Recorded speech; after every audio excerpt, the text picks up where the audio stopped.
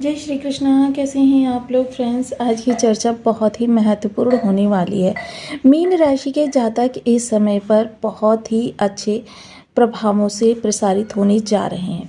देखिए इस समय पर जैसे आप टाइटल में देख ही रहे हैं, मीन राशि 17 मई आज होगा महाबदलाव।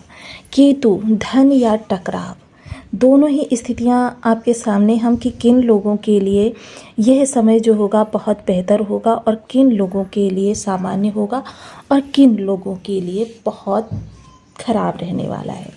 इन सब स्थितियों को इस वीडियो में जानेंगे और जानेंगे कि किस तरीके के प्रभाव आपके लिए इस समय पर जागृत हो रहे हैं।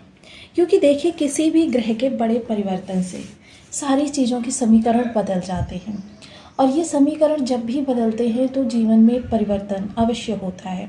भले ही वो निगेटिव रूप से हो लेकिन होगा ज़रूर, क्योंकि या तो पॉजिटिव या नेगेटिव या फिर औसत यही चीज़ें जीवन में होती हैं। अब यहाँ पर कोई भी ग्रह, अब मान लीजिए जैसे हम शनि का परिवर्तन 17 मई को हो रहा है। शनि जो कि लग्नगत बैठे हुए हैं और 12 भावों को प्रभावित कर रहे हैं। 12 भावों को प्रभावित करता हुआ ये शनि क्या मीन राशि की कुंडली में मुख्य ग्रह है? अगर लग्नगत देखें तो ये मुख्य ग्रह है, लेकिन अगर हम इसको राशिपति के हिसाब से देखें तो ये मुख्य ग्रह हमारा नहीं है।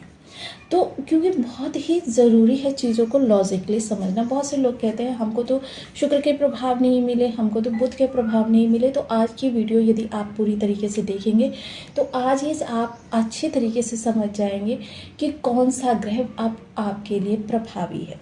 तो सबसे पहले तो जान लीजिए जैसे आपके राशिपति हैं गुरु। अब गुरु की हमने आपको वीडियो दी कि गुरु के अब ये प्रभाव आपके लिए प्रसारित हो रहे हैं। अब चलिए देखिए अब उन लोगों की, कि मीन राशि में भी उन लोगों को हम अलग करते हैं जिनमें से गुरु की महादशा चल रही है। अब यह चीज़ जान लीजिए कि गुरु की महादशा जब चलेगी तो मीन राशि के जातकों को 100% गुरु इफ़ेक्टिव करेंगे। अब जिन लोगों की गुरु की महादशा नहीं है उन लोगों के लिए इसका परसेंटेज बहुत कम होगा।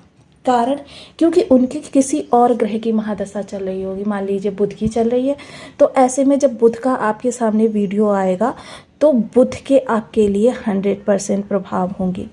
अब क्या सिर्फ एक ही ग्रह हमको प्रभावित करता है एक समय में? जी नहीं, 9 के 9 ग्रह हमको प्रभावित करते हैं। अब 9 के 9 ग्रहों में देखिए चंद्रमा भी इंक्लूड हो जाता है। अब जब 9 के 9, तो ऐसी स्थिति में अब महादशा के अंदर, क्योंकि 5 दशाएं एक साथ कार्य करती हैं और एक ग्रह की जब हम चर्चा करते हैं तो इसके ऊपर 5 आवरण चढ़े होते हैं जिनके बारे में हम पहले वीडियो में चर्चा कर चुके हैं। अब ये महादशा हो गई। अब महादशा में एक अंतरदशा होती है, उसका 70% इफेक्ट होता है। अंतर हो गया किसी ग्रह का। चलिए इनके गुरु के मुख्य ग्रह को ले लेते हैं हम, जो कि चंद्रमा है। चंद्रमा का अंतर हो गया। चंद्रमा का अंतर हमको अब 70% इफेक्ट करता हुआ देखा जाएगा। अब 70% चंद्रमा का इफेक्ट हो गया। इसके अलावा अब एक आ गया प्रत्यंतर। प्रत्यंतर जो हो गया वह हमारे लिए, मान लीजिए हम मानकर चलते हैं 60% हो गया। इसके बाद में आ जाता है प्राण दशा। प्राण दशा हमारे लिए 50% हो गया। अब योगिनी दशा। योगिनी दशा जो होगी हमारे लिए वो होगी ओनली 40%।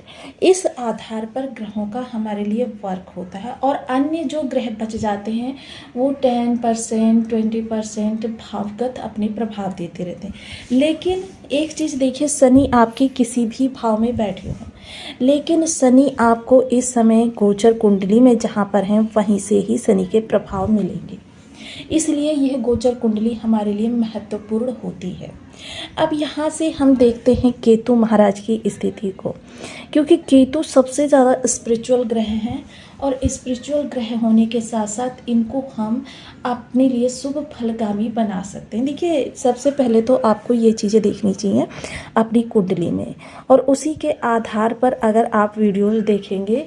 और लेकिन हाँ देखिए अंतर और प्रत्यंतर। अब जैसे मान लीजिए गुरु किसी की कुंडली में शुभ है तो ऐसी स्थिति में मान लीजिए गुरु का उच्च राशि कर्क है, किसी की कुंडली में कर्क राशि में बैठा हुआ है, चतुर्थ स्थान पर बैठा हुआ है, पंचम स्थान पर बैठा हुआ है, नवम स्थान पर बैठा हुआ है, तो ऐसी स्थिति में गुरु के कह सकते हैं कि 100 से भी 1000 उसको अच्छे सकारात्मक प्रभाव मिलने जा रहे हैं।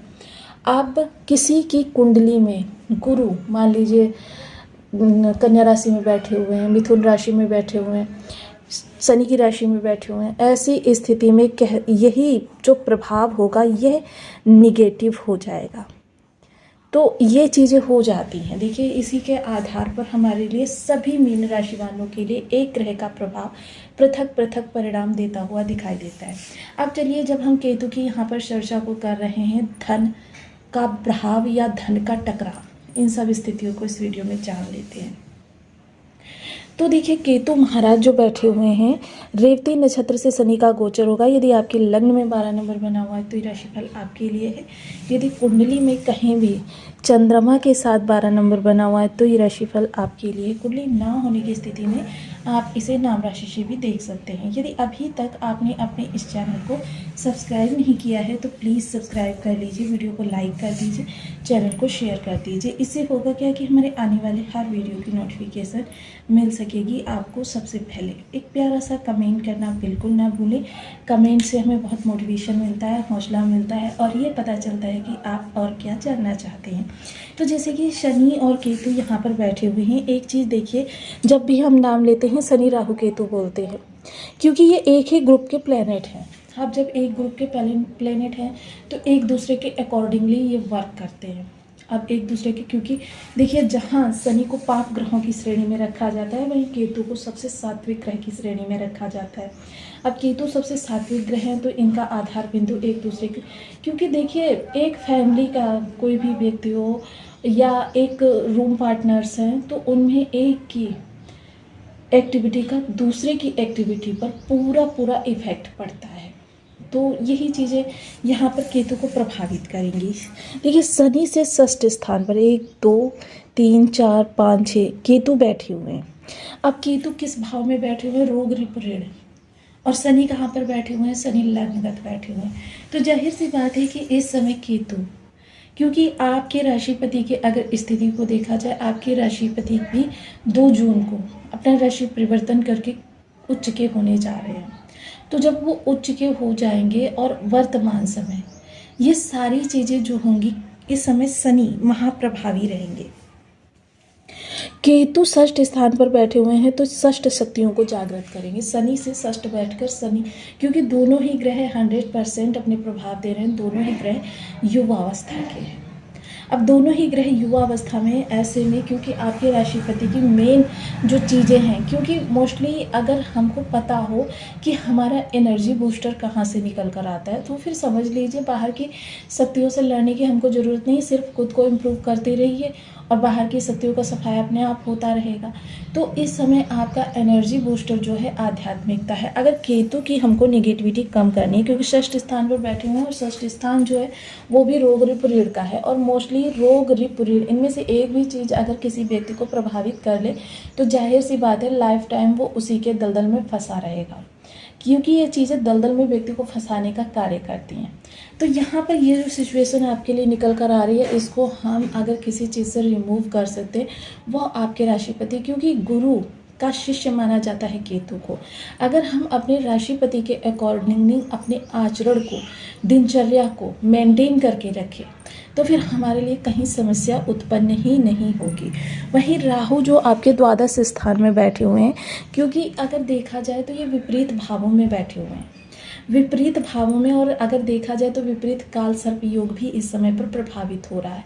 विपरीत काल सर्प जो है वो देखिए, क्योंकि देखिए ये उन लोगों के लिए जिन लोगों की लाइफ में पिछले समय में हानि होती चली आई है, तो ये विपरीत काल सर्प इस समय उनके लिए लाभ की स्थिति को प्रदत्त करेगा। लेकिन उन्हीं लोगों के लिए जो स्पिरिचुअल है, अब स्पिरिचुअलिटी यही नहीं कि ऊपर से हमने बस स्नान कर लिया और घंटी बजा ली, जोत जला दी और ये सब कर लिया, ये डीपली आपको अपने अंदर जाना होता है। केतु बाहरी आवरण नहीं देखते, केतु आपके अंदरी आवरण, कि आपके अंदर गहन साधना में जानने की कितनी पावर है।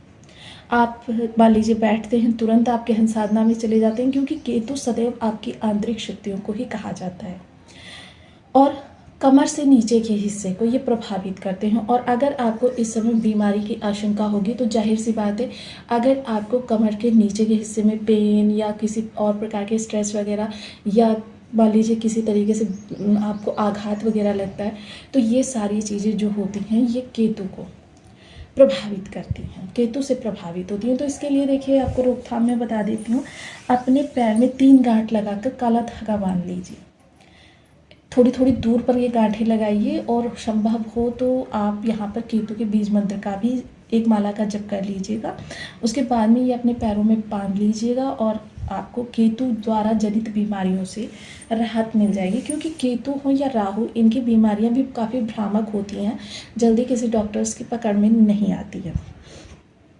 अब यदि चर्चा को हम देखें तो केतु इस समय पर स्पिरिचुअलिटी से जितना ज़्यादा आप आध्यात्मिक रहेंगे, जितना ज़्यादा धर्म का अनुसरण करेंगे, धर्म के अनुसरण के अनुसार यदि कार्यों को आगे बढ़ाया जाए तो आपके शनि भी प्रसन्न होते हैं। अनीति को छोड़ दिया जाए, नीति को पकड़ लिया जाए। वहीं अराजकता का माहौल अगर किसी जगह पर है तो वहाँ से दूरी बना ली जाए। अगर हम कुछ नहीं कर सकते तो दूरी तो बना ही सकते हैं, और ये दूरी बनाकर जब हम कार्यों को मेंटेन करेंगे तो जाहिर सी है चीज़ें हमारे लिए विस्तार अच्छे रूप से लेती हुई देखी जाएंगी। अब देखिए, केतु को अगर हमको अच्छा करना है तो केतु के जितने भी उपाय होते हैं, एक चीज़ ध्यान कीजिएगा कि ये घर के रूफ पर ज़्यादा होते हैं, घर की छत पर। तो जाहिर सी बात है, घर की छत पर हमको या तो लाल रंग की लाल में दूसरा कलर अटैच होना चाहिए, 2 रंग की ध्वजा लगानी चाहिए, सफ़ेद हो, गोल्डन हो, कोई भी कलर हो। वहीं गिलोय की बेल घर के रूफ पर लगा दीजिए, उसको फैलने दीजिए, सेवा करिए उसकी। और जैसे जैसे ये फैलती जाएगी वैसे वैसे आपके केतु जनित जो दुष्प्रभाव हैं वो समाप्त होते चले जाएंगे।